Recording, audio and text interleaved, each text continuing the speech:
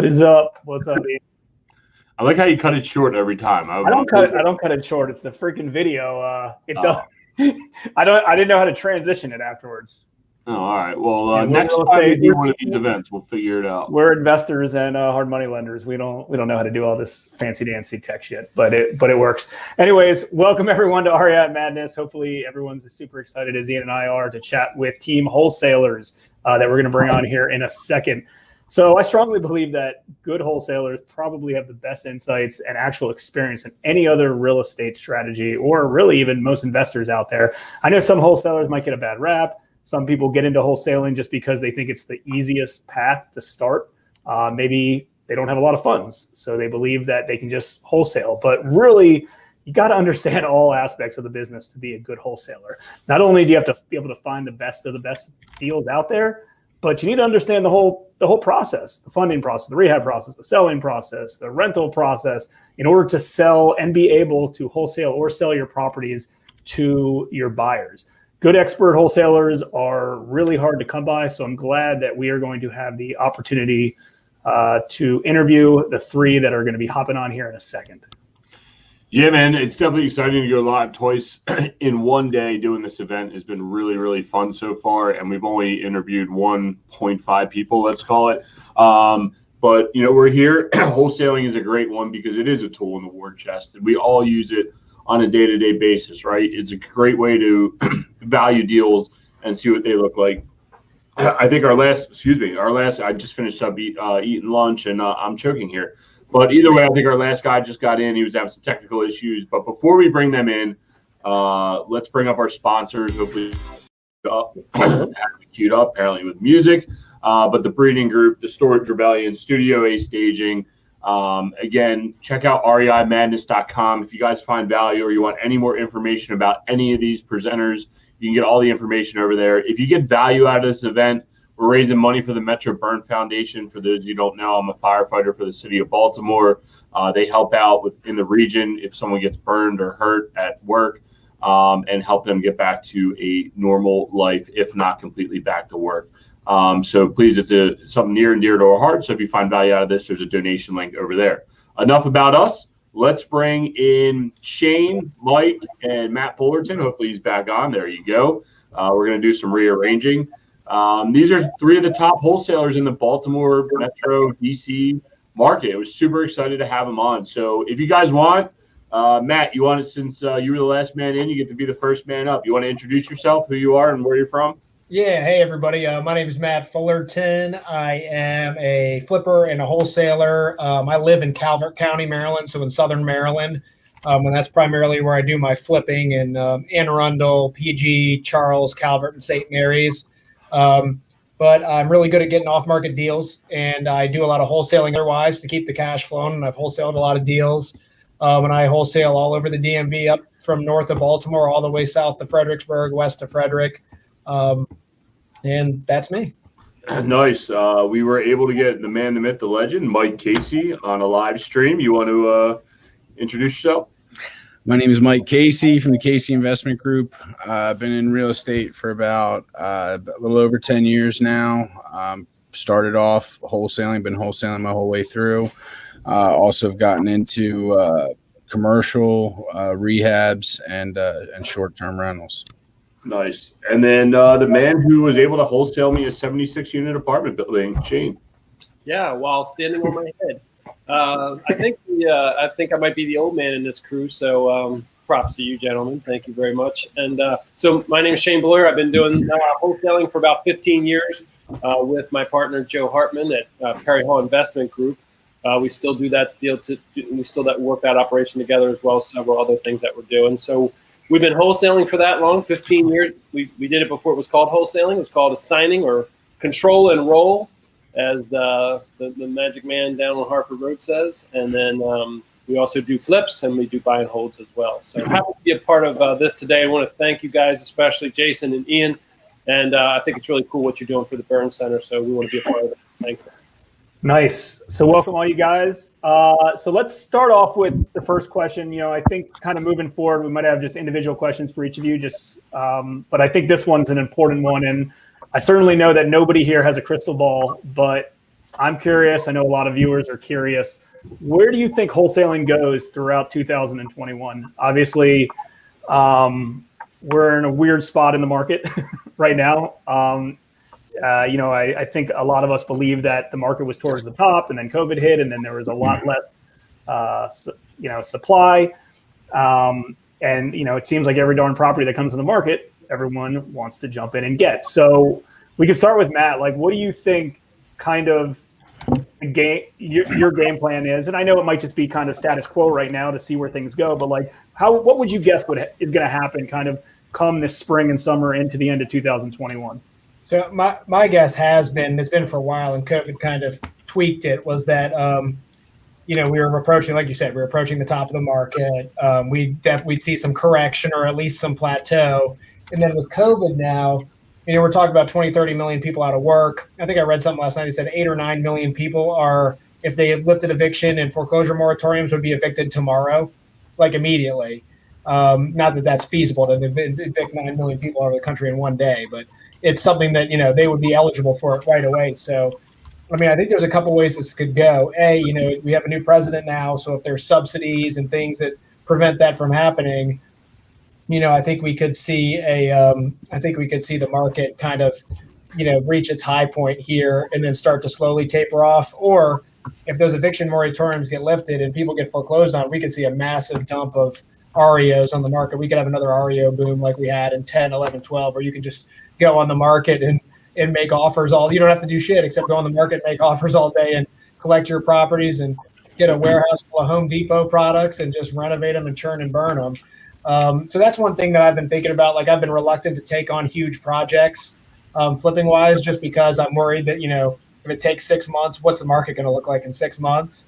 But that being said, I just bought my largest flip ever. We close on it on next Monday. I couldn't resist, but I've been trying to keep flips on the shorter term for the most part, and I've been wholesaling larger projects just so that I can, to keep a gauge on the market. But right now where I live, in my county, in Calvert County, at one point we dipped under 100 available houses 100 active houses on the market. It's back up in like the 120s now, which is still ridiculously low. But at one point there was under 100, which is no one's ever seen before. So, the market's red hot right now. My flips are getting multiple offers and selling like that. If I had to guess, I would say that there is some sort of REI. You can't have 20 million people out of work and subsidize them all. Landlords are starting to feel the pinch. I'm getting a lot of calls from landlords wanting to sell their houses. 100%. And, we talk about that a lot, me and Jason, when underwriting deals and just talking about the market space in general. Mike, where do you think the 2021 market's headed? Basically, I feel a lot of the same way that Matt does, kind of just, we're at the top and just being cautious. I didn't expect it, kind of been waiting for a while, but last year was awesome. This year, it might be good all year, but I would just say, just being basically cautious at this point with what we take on and things like that, knowing that it will change, whether it's this upcoming year or next year. Nice. And how about you, Shane? What are you thinking for 2021? Yeah, that's the cool thing about being in the wholesaling. As you guys are going to ask about risk, there's very little risk for us to play this game that's going on right now. It's when we cherry pick and buy some flips that we get a little anxious about it. I don't see it changing for a while. I feel like there should be a correction. In 2005, we did when 2007 hit, we were in 2005.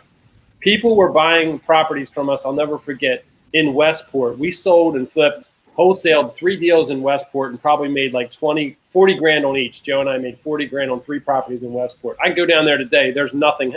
Those same properties are still sitting there. We did not see that coming.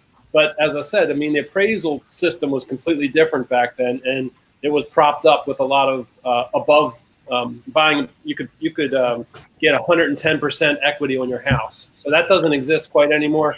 But I don't see it stopping. I looked, just like Matt was saying, I looked the other day on, I think, the Maryland real estate site, and last year there was like 18,000 properties available. This year there's only 7,000. The differences are incredible. So just with supply and demand, I don't see it changing.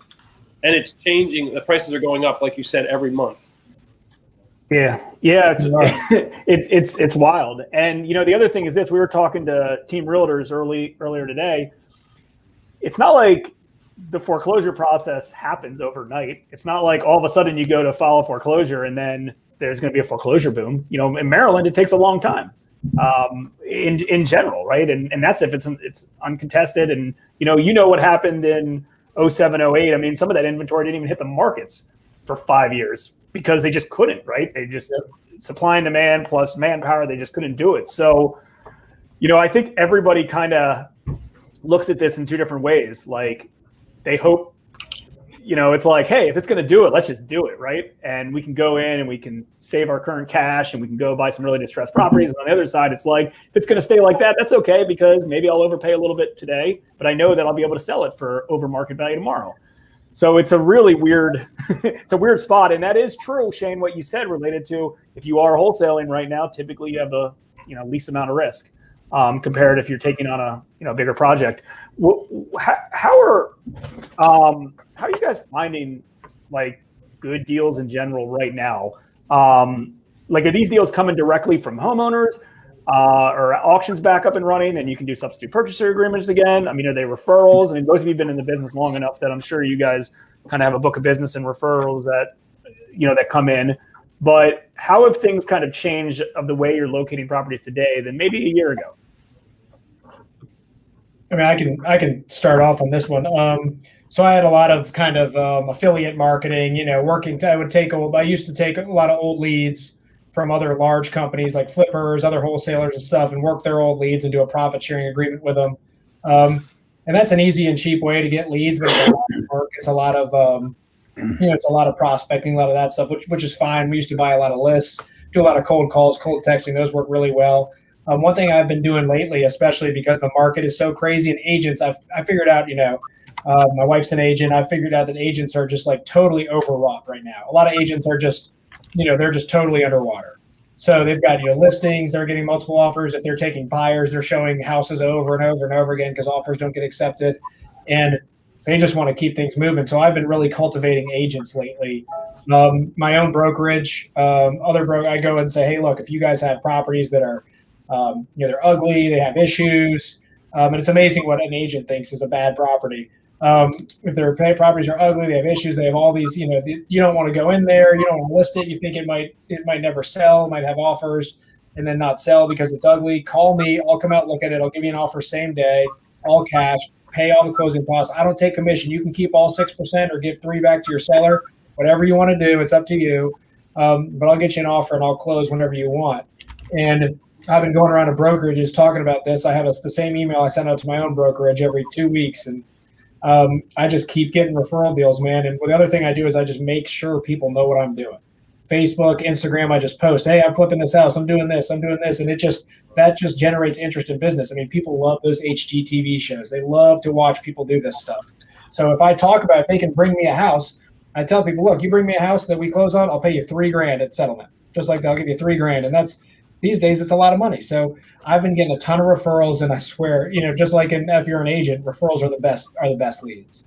Yeah, referrals. Yeah, just between this call, or just between this one and the realtor event, I had a call with someone who just recently purchased our book, and we were talking, and he said, I can't find any deals. He's like, it seems like when I'm in the market, like they just come to me, but then when I stop flipping or stop whatever, like the deals don't come to me. And it's funny how the law of attraction works. Mike, what are you doing? I know you spent a lot of dollars online there for a while.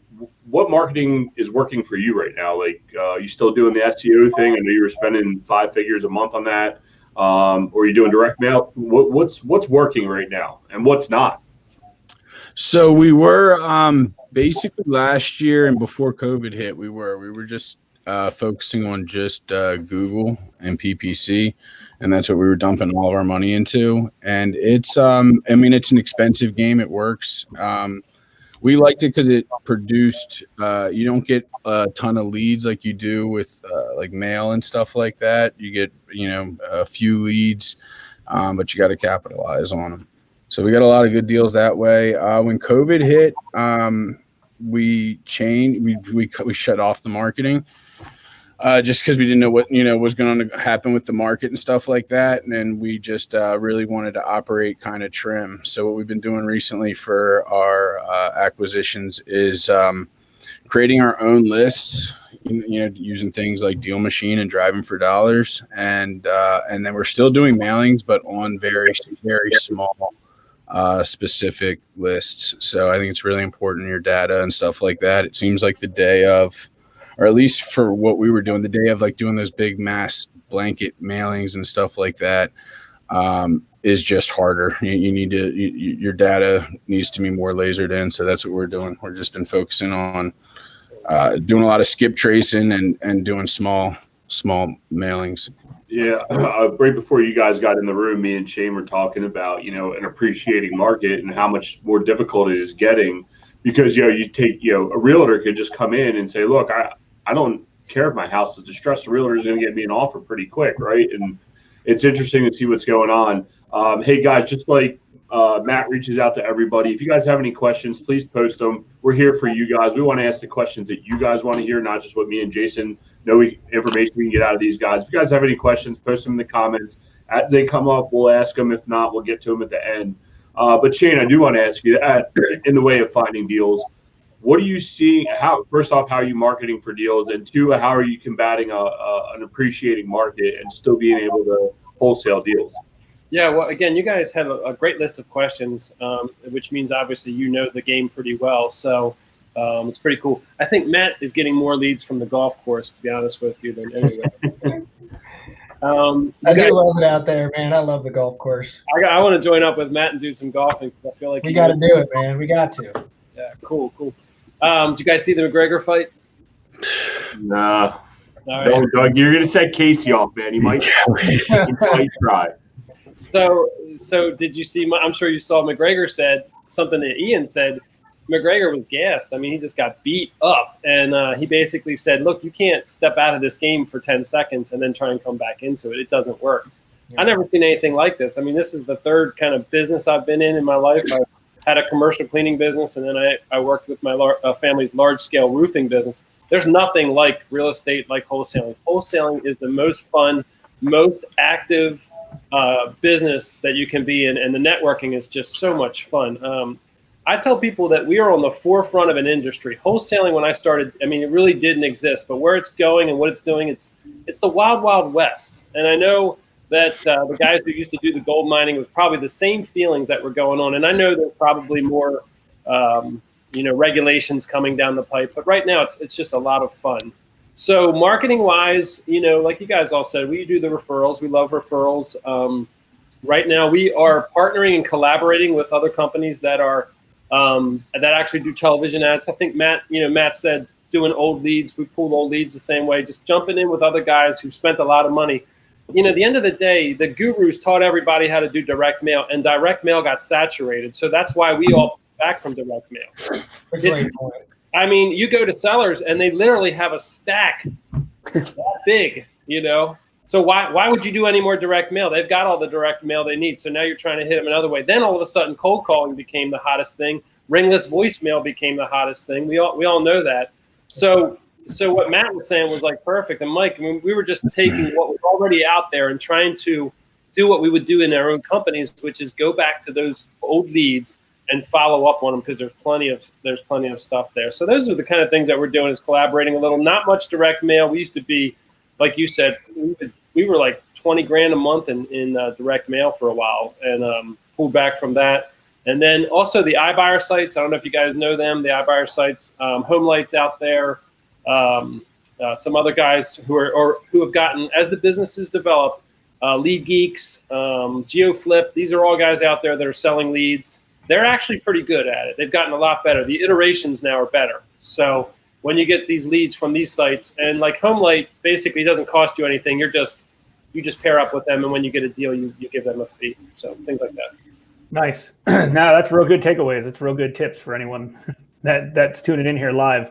What would you, on this topic, what do you think the percentage of leads you get compared to actual deals you purchase?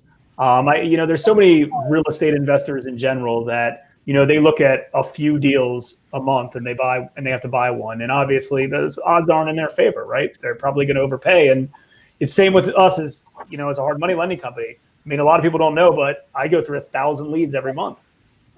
We get 1,000 leads and we close 20 loans, and half of those are repeat borrowers that we would do no matter what, right? So like the numbers, and I'm guessing the numbers are probably similar in your guys' world. So how many leads do you think, for the most part, or what percentage would you say you purchase based on the amount of inquiries? It doesn't have to be a full lead, but like an inquiry.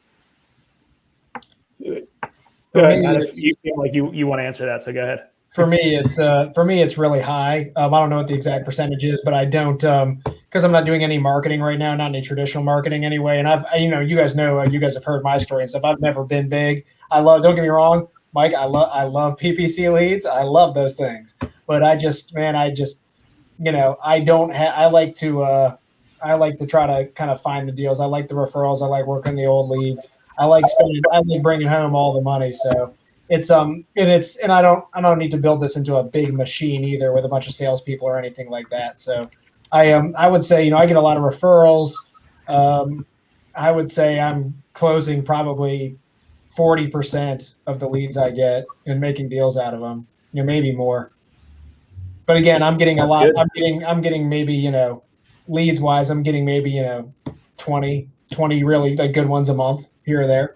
Yeah, and they're quality. So, I mean, listen, everybody in this game who's been there long enough realizes it's not about quantity, right? We all want to do the least amount of deals and make the most amount of money per deal. Yeah. And there's so many people that, I want to be this huge real estate investor and do tons and tons of deals. It's like, why do 100 deals a year when you can do 20? It doesn't make any sense. I found that the more time I spend trying to find good deals and the less time I spend just grinding and prospecting and going after every little thing and sticking to a set of numbers I probably doubled income that way, just focusing on quality. Agreed. Makes sense. Ian, do you want me to bring this letter up that you have? Yeah, we were talking about direct mail. I just want to show everyone what we used to use. We had Dan's pretty face, and this is how we would find deals. But I got to agree with these guys. We talk about it all the time. Is it worth dropping mail? I don't think it is right now. I think with the techniques that you guys are using are tenfold better than what we were doing. But I also think in 2010 to like 16 or 17, there was so much inventory. You could mail a letter. You weren't competing with MLS. But enough about us. Let's get back to you guys. Hey, let me. So there's a question that we could potentially utilize here. So they're seeing opportunities in the small multifamily space. I don't know if any three of you, either of you guys, have wholesaled anything besides single families. Anyone want to jump in on that a little bit? Shane. Yeah, I mean, we see. The aberration, Ian, was the 76 unit, but man, it's like it never stops with the multi units. The questions about them, the asks for them. I tell you what, though, I still. My son plays baseball. He's they're pretty into baseball, and he's a pitcher. And he says all the time, Dad, I can't get these guys to chase. And I tell you what, it's the same thing there's so many multi units in Baltimore, but still. Investors won't chase. They won't chase a deal. I mean, a newbie might. He might come in and chase after it, but a seasoned guy, he's not going to overpay for it. And so a lot of times wholesalers will waste their time thinking they got this great multi and that's going to just jump. And we get questions every single week about, do you have any multis? Do you have any multis? But unless it's a truly multi-unit property and it's set up right and it's valued right, it's not going to sell. I would agree with Shane too. I get so many people sending me multifamily leads. Oh, and it's anything from, hey, I have this house that was converted to 4 units with a double wide trailer on the property that's another 2 units to, these run building stuff. The best like I've had wholesaling multis. I've wholesaled a bunch of 4 and 8 units in DC in like the Trinidad neighborhood and stuff like that. They built a lot of them back in the 20s and 30s, and there's a lot of them in there in a couple neighborhoods, and they're desirable, and I've done 5 of those, but most of them are wholesaled in terms of multis and 8 unit in Trinidad. And the only reason I tackle those is because I know them now. The first time I did when I just got lucky with the numbers, and then that taught me about the numbers and I learned. But otherwise, if I'm not sure about the numbers, man, I stay away from deals. I've been more conservative lately. sticking to the rules on numbers and everything like that, because I don't want to waste my own time or anyone else's. Yeah, and there's a lot of value in those Trinidad ones anyways. I mean, I know what you're talking about with those. Yeah. And it's tough because, I mean, I look at this on the lending side. Someone comes to us and says, hey, I just converted this house to a four family, and hey, look at it. I can get $3,000 or $4,000 a month in rent. And I'm like, yeah, but the value of that property is still $100,000. And, they have some crazy inflated cap rate, and them as a user, if they bought it in cash and they property manage it, and they do all the work, it's great. But to a third party who doesn't want to do all of that stuff and they want to have the headaches of high turnovers and stuff like that, the numbers just don't work. So I get what you guys are talking about. I see that to be hard unless I guess as a wholesaler, you have the right cash buyer who wants to operate that project themselves. Yeah, that's something I was going to bring up. Like me and Mike had talked about it extended a few masterminds, but like the situation with Shane had set up for the 76 unit building was the right situation, the right seller to protect yourself. And Mike, I don't know if you want to comment on it because it came up earlier with Jim, is that the commercial world is a little bit different. It's a little bit tougher to wholesale potentially some of those deals when you're dealing with sophisticated buyers. I mean, what's your opinion on wholesaling commercial assets? I mean, I've had some luck recently, and some of them we did close. I mean, I think it is a little hard. I mean, I think that would probably be the hardest thing is trying to assign the commercial assets, even though you can have the longer. I mean, you do have the longer due diligence periods, but yeah, no, we've had some luck wholesaling commercial properties recently. The assignment fees have been bigger. We have things like an RV park in Delaware and stuff like that. We actually did close on it before we went and resold them. Yeah. Yeah. And, it's interesting. And I think, something about wholesaling is like we've gotten really like deep and super experienced. And I think as like everyone's investing careers gets better and better and better, we get more into the game. We're like, oh, well, let's try to wholesale this or try to wholesale that. And it's a tool in our box.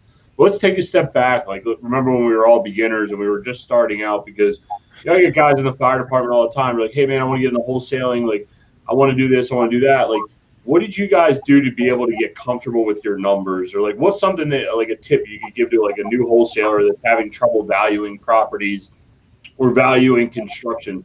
How do you value your properties, or where can you aggregate data to figure out what you should be paying for these properties? Matt, you want to start? Yeah, I would recommend everyone that it's not necessary to wholesale. I recommend everyone to get their license. Go get their license, or if you don't want to do that, get MLS access from someone, an agent or something like that. You don't want to have to send every property to a realtor to try to figure out what the value is. And oftentimes, you guys, I mean, we're talking about realtors here. I mean, I'm sure realtors are tired of hearing me slander them in and day out, especially being one. But I mean, we're talking 80% of them have no idea what's going on. You know what I mean? Like, that's just how it is. So I would recommend MLS. Is the only place I get my data for valuing properties. The MLS. I don't look at none prop stream, any of that stuff. No, I just use the MLS. Construction wise, that's more based on experience. I would find a good GC to help you look through pictures or walk properties with you.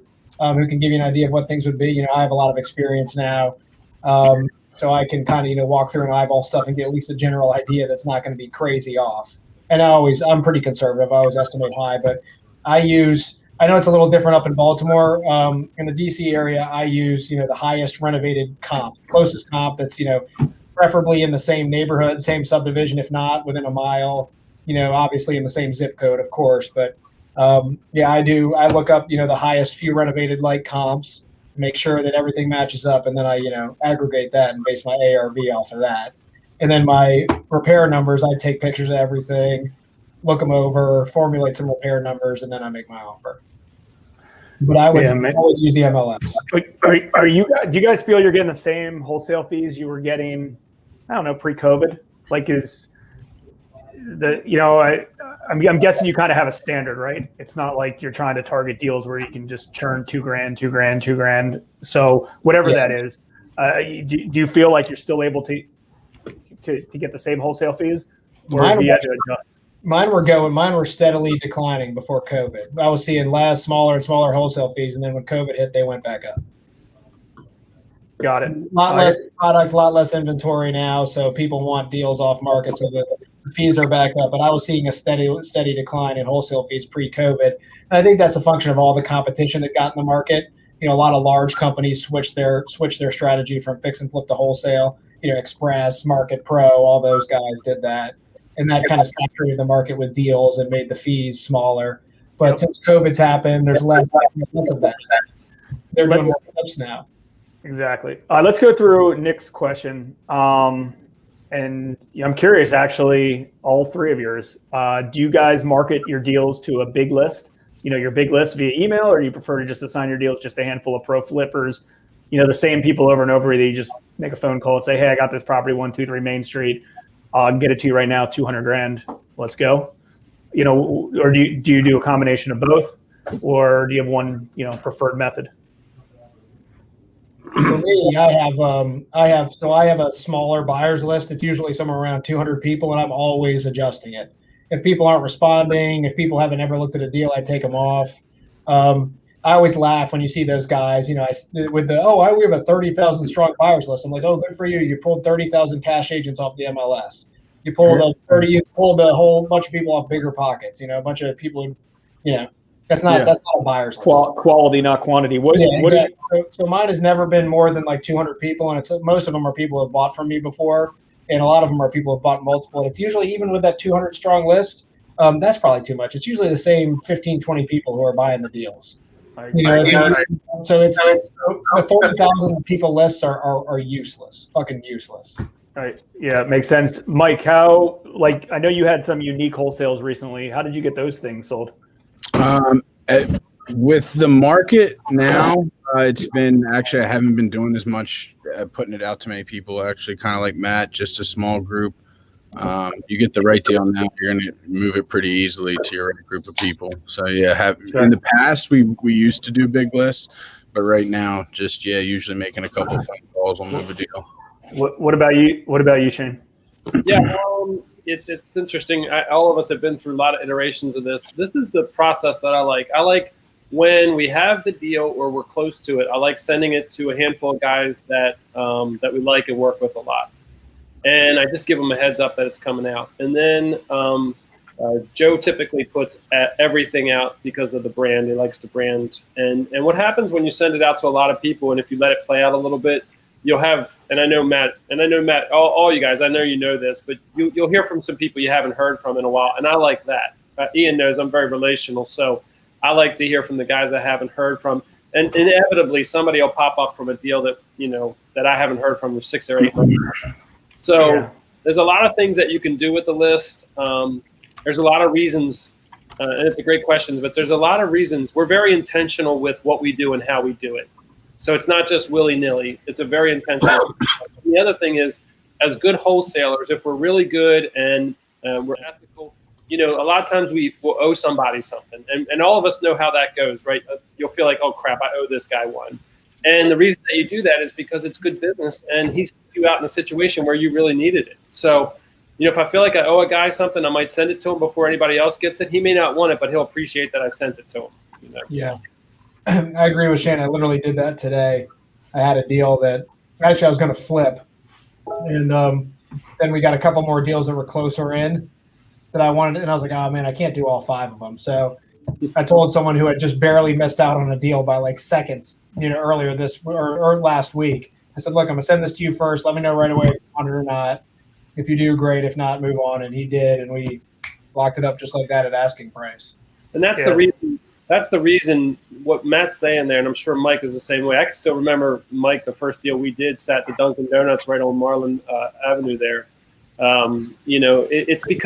It's because we feel obligated to help each other because it's a tough business. We go through the grind together, and we want to take care of each other, and that's just the way it is. So, our marketplace, it's so small, right? Like, sorry, Jay, I know you told me you have a common follow-up, but our marketplace is so small, and all 3 of us have all done deals intertwined. So, sorry, go ahead, Jay.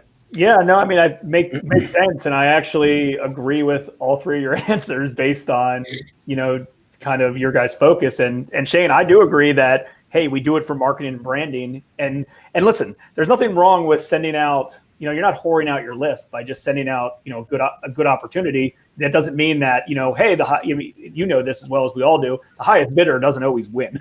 That's not going to be the case. It's whoever can perform the best. But I do agree with the whole marketing and branding. And, over the years, we've had some cherry pick wholesale deals, and ours were only like, who's going to be our end buyer? And again, we do it on a smaller scale, but it's who's going to be our end buyer. I know what they want.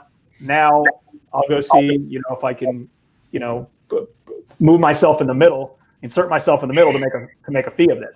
Like, my list isn't, it's real estate investors that want hard money loans. I'm not sending out, everyone's like, well, you have such a big list. Send out my wholesale opportunities. And I was like, that's not my targeted client to sell the wholesale deal. Well, you can make money by doing that. It's like, that doesn't work. Like, if there's a wholesale opportunity, and I think a lot of people who are real estate investors, even if they don't focus on wholesale, they still have wholesaled because they have a deal that might not work for them, and they can insert themselves and make fees. So I think that's good. So David's quick question was, do any of you guys do deals in Hartford and Cecil counties? County, I'm assuming pretty much I love all you guys do.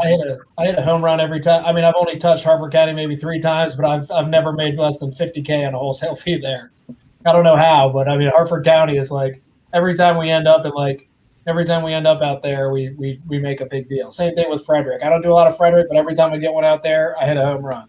And that's something Mike, I know you're Mike and Shane, they're definitely Baltimore guys. I know Matt, you're a little more rural. I would ask, and Mike, I know you did that one down in Lower Delaware, wherever the heck that was, where you kind of wholetailed it. But what do you? I guess what I'm asking is like, rural area compared to city, right? Like, we all could go to the city, go find a deal and wholesale because there's such a high demand. What's it like to wholesale out in the counties or out in the sticks, Calvert County or Frederick or Lower Delaware, wherever it is? What's your experience been down there? Mike?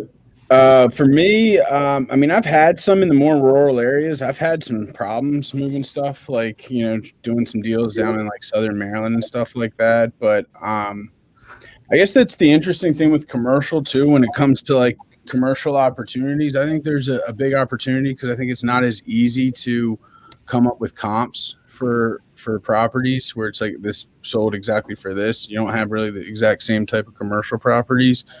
So, but that one I picked it off the MLS and put a for sale sign and sold it like in a week. So I think it's kind of hard to tell your demand, but I think with the opportunities that present themselves in commercials is understanding the zoning and what those particular businesses, need and how many properties have that zoning in certain areas. And the case. Yeah. Oh, sorry. And definitely, I mean, and Shane, I know you guys have been getting into land recently, and it's kind of the same thing, like being out in the sticks. I know Matt's jumping to get at this question because it's right in his wheelhouse, but Shane, real quick, what's it been like for you to do in a little more rural areas for you? Yeah, we do great in the rural areas. Just like Matt was saying, we just had one that we put out in Whiteford. And man, I mean, it just got hit like Matt said, like wildfire. So so they do well. And you're up in Cecil County, right, Ian? Yeah. I don't dabble in real estate up there, but I'm up there. So yeah. But there's a lot of desire to live definitely in those areas.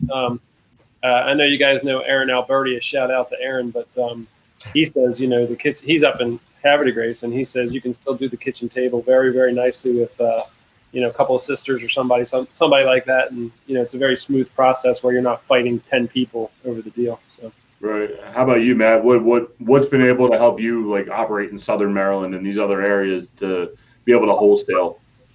Oh man, so Southern Maryland. So in Calvert County, where I live, it's actually not as. St. Mary's is a rural county. A lot of it's really rural down there. And I agree with Mike to an extent. In some areas, rural, like one thing I don't touch is the Eastern Shore. I just can't sell shit on the Eastern. I don't know why. For the most part, I can't sell stuff on the Eastern Shore. But Calvert, I have a real strong buyers list down here. I have a REIA. A lot of people in there from the Southern Maryland area. And there's a bunch of REIAs down here that I attended for a long time, and I have a good buyers list down here. So for me, if the deal is good in Calvert, I know like 5 or 6 people right away, they're going to snap it up. If I don't, if it's a real good deal in Calvert, Charles, St. Mary's, I'm buying it. Mike, if you get them in Southern Maryland, man, send them my way. I'll buy. Will do. But what I find is that, the best way to do in areas that I'm not familiar with, rural, I kind of take a look at like what is sold, like how many houses have sold for cash, what kind of investor activities there when I'm looking at the comps and everything. Because you might have a deal that looks great, like it out somewhere in, like for instance, Frederick County. But there's only been like 8 or 9 houses sold in that zip code in the last 6 months. You're like, well, is anyone really going to buy this? You've got to factor that in. So, make sure you factor in like days on market, available inventory, how houses are selling in those really rural areas. But otherwise, it's all about just, cultivating a few good buyers in those markets. Yeah, man, that makes sense. So speaking of buyers and organizing all this, you guys are doing a lot of deals. Shane, is there any special technology that you guys are using to organize everything, or are you just still doing, Excel sheets and stuff like that? Yeah, I mean, everybody was using Podio there for a while as a CRM. I know that there's a product called REI Ignite that Joe and I use. That all the CRMs for wholesaling and real estate have just gotten better and better. So I think that's great. One thing I did want to share, in terms of where things are going, I am seeing a lot more people getting into the auction space. Tyler Banks has got working with Rexstar.com, which is a great site, and we've put stuff on there. I know David Braun is putting out Braun auctions, and these are just patterns that you see that you pick up. And so you say, well, can you wholesale an auction? Yes, you can get a property under contract. These guys have adapted very nicely to allow us to put properties on there. And some of the stuff is absolutely killing it. If you look at Rexstar stuff, you'll see it's very, very clean and very sharp. And I can see the market moving there quickly. Shane, you've been using Rexstar to sell properties? Yeah, it's funny. We did this very early on because Joe, he learned from Charlie Parrish at the, at Investors United. And he was always control and roll. And he was all about auctions, but they didn't have the technology they have today. So, right. I mean, we're basically buying, we bought one, just to share some numbers in Parkville and made $60,000 assignment fee on this thing off of Rexstar. I mean, it's picked up. Tyler and his crew, they've been working very, very long and hard at developing and building it out. So that bidding site, you guys know that there's nothing like a bidding war. That's always fun. If you can control it. So that's just, they're doing well. And Braun, we had a property on Braun site, which we couldn't move, couldn't find anybody. And, it was able to move. So we made that. Rexstar, they charge 1% to the buyers. Braun charges a little bit more. There's no fee to us. None at all, and we make the spread. We still make the same spread. No fee to the seller. They charge just 1% to the buyer, and that's it? That's it, yeah. Then they're all about volume. Now, they're not all that way, obviously. Yeah. So. But the old guys wouldn't do it. Cooper and them guys, they wouldn't work with wholesalers, so, they didn't get the business. Now, they'll probably adapt if they know about it. But, these other guys have been in that marketplace for a while. Yeah, I mean, if you're not learning, you're not adapting, and you're not overcoming, you're never going to grow, right? Like we could all just sit here. Jay could just do loans, and he could just call the same 10 people over and over and over again, and probably. But at some point, he's going to be like, "I'm out of business because you keep calling the same people, not learning new techniques, new marketing, new whatever." Speaking of which, Matt, like, what have you seen change in your time of being a wholesaler? Like, what's different from just a few years ago till now, and like what have you had to adapt and overcome? Oh man, I would say the competition, the presence in the market. When I first started wholesaling, everyone was like, "Oh, wholesalers are fucking hacks, man. They all they do is they bring deals and they screw over sellers. They offer you this number, and then when I started working at Express, we had this whole sheet that we would use to practice to overcome, wholesalers when we were competing against wholesalers before we started wholesaling ourselves. And it was all, they're going to try to lower the price when you get to the table and this and that. There was wholesalers were kind of considered the lowest of the low in the real estate market. And then when everyone, when some people started getting proficient at it, everyone started coming around. All of a sudden, everyone wanted a piece of that money, and wholesaler wasn't such a dirty word. So, I've seen that change a lot. There's a lot more people in the game. I see a ton of new people coming in all the time because there's what wholesaling. There's no barriers to entry besides your own skill, right? The only barrier to entry is how bad do you want it, how hard are you going to work? And believe it or not, one thing I found out is that's actually a huge barrier. A lot of people don't want to work that hard. But wholesaling has gotten much more competitive. But then with COVID coming around, I've seen that thin out again. So now that what's happening is the really good people are still in the market, and the people who are, newbies or the hacks or people who, who fly by night type operations, they're falling by the wayside again. So it's kind of coming full circle here. Yeah, I mean, I think we see the same thing, and we talked about that in the open, that the open of this show related to, it's hard to come by good wholesalers because everybody wants to jump in and be a wholesaler. Oh, cool, I got this property. I mean, listen, you could lose your reputation very, very quickly. One crappy deal you throw out there, and your reputation's almost over. Yeah, it's like, this deal sucks. Why would I ever look at any deals like that? Some of the real estate meetup groups that I'm on, Facebook groups and stuff like that, like I'm constantly being like, unsubscribe this person, delete this person. They're just posting crap. And like, I don't care if they post, a deal here and there, but they're just throwing it out there. It's crazy stuff off the MLS. I mean, they'll it's like, come on, what's the point? I was like, even if you found a buyer for this, you're still not gonna be able to wholesale it. Transactional wise, you're probably still not gonna be able to do it. It's a bank seller. It's going to be a disaster. You're not sophisticated enough to figure out a way around that. Well, how do you guys usually charge the assignment or wholesale fee on the HUD? Sometimes you do double closings. You get paid outside of closing, or all of the above. Do you guys have like a standard rule of thumb? I mean, there's one big name wholesaler that we've been doing a lot of loans for recently, and see how their business model is structured. I know everybody's is kind of separate, but I know people that they're only wholesaling to higher end cash buyers. This is mostly in like the DC market, but they're just collecting their fee out of pocket, right? They're stating, cool, it's a $50,000 assignment fee, $50,000 in escrow.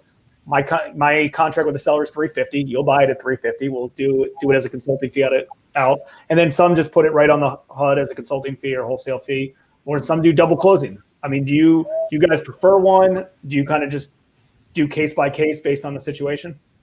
Every one of mine's always been on the HUD. I've never double closed or never done a consulting fee outside. Every one of mine's always been on the HUD. And believe it or not, it's never caused me an issue with a buyer or a seller.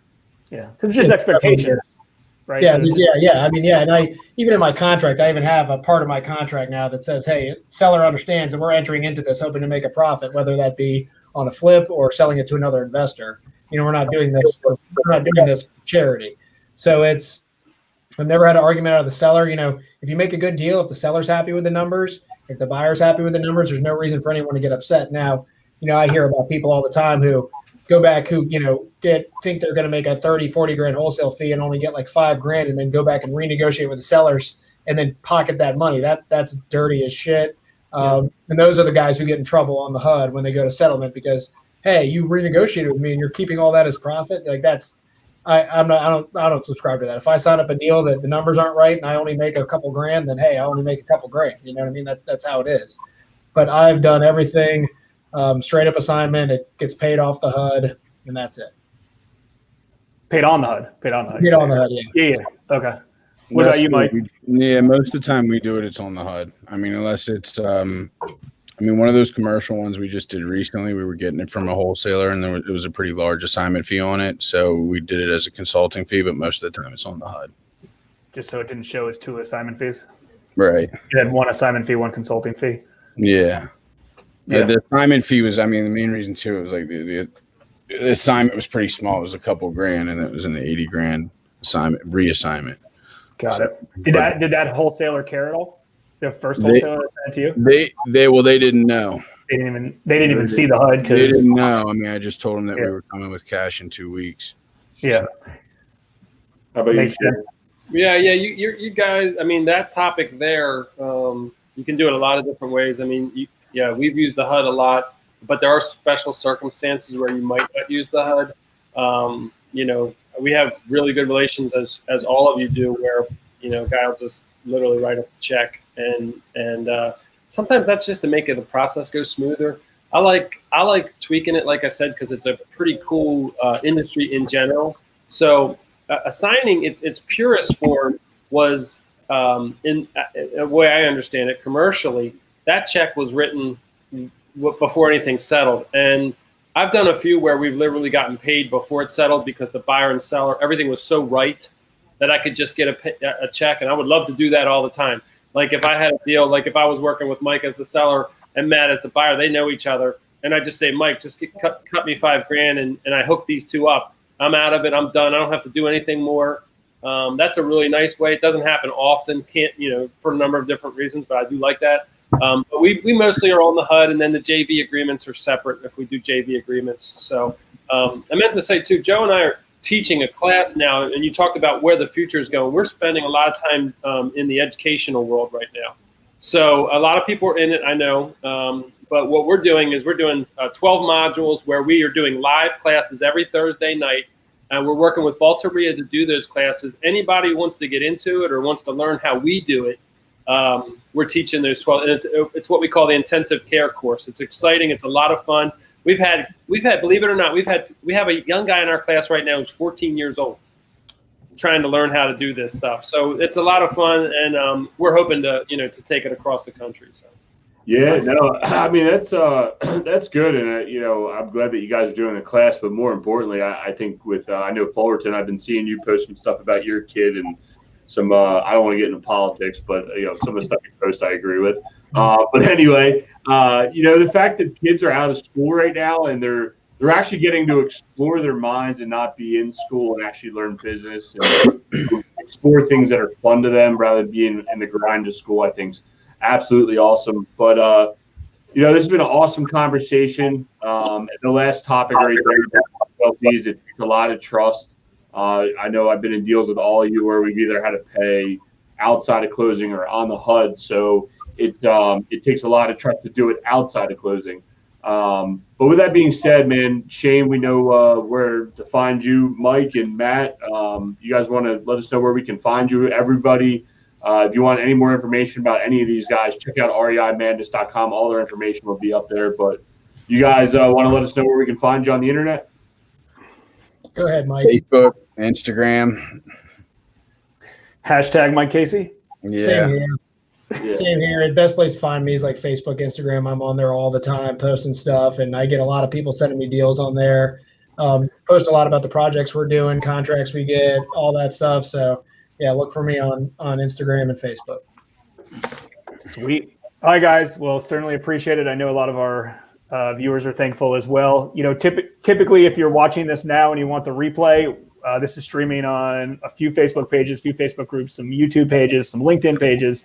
So we got like 10 platforms it's streaming on right now. Just go right back to that platform and replay it. After it'll stay. It's evergreen. If you have any questions for these guys, feel free to reach out. If you have additional comments, just comment in any of these feeds that you're watching this in, and we'll all hop in and answer it. And again, guys, thanks again. We certainly appreciate it. Thank you, guys. I really appreciate you all. Thanks, guys.